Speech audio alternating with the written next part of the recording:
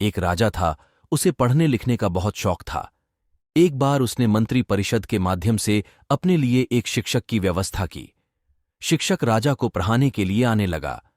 राजा को शिक्षा ग्रहण करते हुए कई महीने बीत गए, मगर राजा को कोई लाभ नहीं हुआ।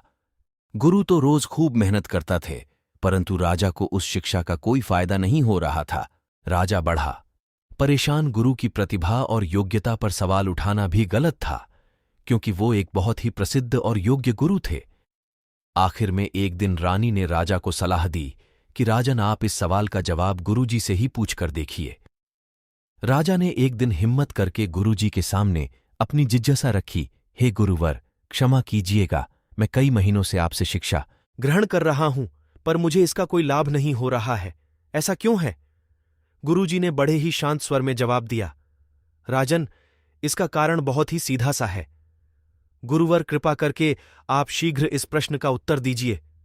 राजा ने विनती की।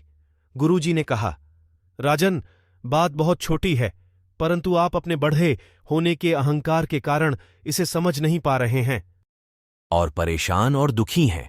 माना कि आप एक बहुत बड़े राजा हैं, आप हर दृष्टि से मुझसे पद और प्रतिष्ठा में बढ़े हैं, परंतु यहां पर आपका और मेरा रिश्ता एक गुरु और शिष्य का है।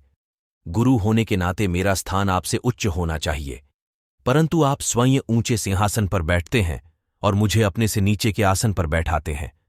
बस यही एक कारण है जिससे आपको न तो कोई शिक्षा प्राप्त हो रही है और न ही कोई ज्ञान मिल रहा है। आपके राजा होने के कारण मैं आपसे यह बात नहीं कह पा रहा था।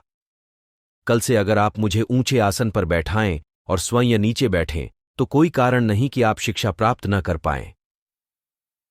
राजा की समझ में सारी बात आ गई और उसने तुरंत अपनी गलती को स्वीकारा और गुरुवर से उच्च शिक्षा प्राप्त की। मित्रों, इस छोटी सी कहानी का सार यह है कि हम रिश्ते नाते, पद या धन वैभव किसी में भी कितने ही बढ़े क्यों ना हों, हम अगर अपने गुरु को उसका उचित स्थान नहीं देते तो हमारा भला होना मुश्किल है।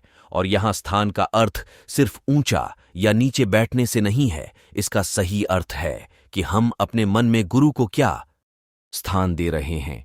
क्या हम सही मायने में उनको सम्मान दे रहे हैं या स्वयं के ही श्रेष्ठ होने का घमंड कर रहे हैं?